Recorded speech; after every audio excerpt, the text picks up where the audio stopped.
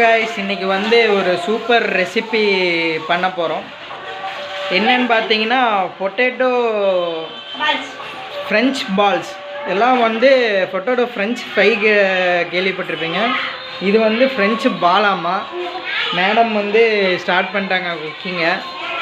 என்னென்ன ப்ராசஸ்ஸு, எவ்வளோ குவான்டிட்டி என்னென்ன போடணும் அப்படிங்கிறதெல்லாம் மேடம் வந்து தெளிவாக ஃபர்தராக சொல்லுவாங்க. So let's see. இப்போ கொஞ்சம் கொஞ்சமாக பார்த்தீங்கன்னா நாங்கள் கிட்டத்தட்ட பார்த்தீங்கன்னா ஒரு 500 ml கிராம் இருக்கிற பொட்டேட்டோ எம்எல் இல்லை பைத்தியம் 500 கிராம் இருக்கும். அந்த பொட்டேட்டோ எடுத்துருக்கோம். எடுத்து ஃபஸ்ட்டு அதை வந்து வாட்டரில் வாஷ் பண்ணிட்டு பீல் பண்ணிகிட்ருக்கோம்.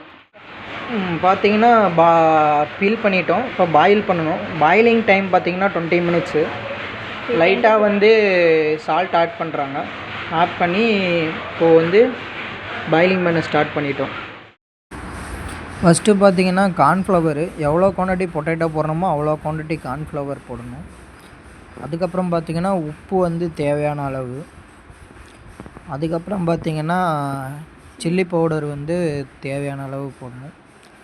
போட்டு அதெல்லாம் வந்து நம்ம வந்து சப்பாத்தி மாவு மாதிரி நல்லா மிக்ஸ் பண்ணிக்கணும். மாவெல்லாம் ஃபுல்லாக மிக்ஸ் பண்ண பிறகு இந்த மாதிரி பால் ஷேப்பில் குட்டி குட்டி பாலாக வந்து எடுத்து ரெடி பண்ணி வச்சுக்கணும்.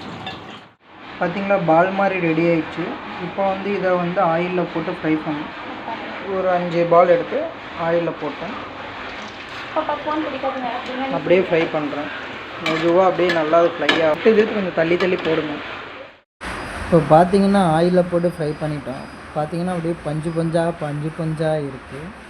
அப்புறம் கிறிஸ்பியாகவும் இருக்குது.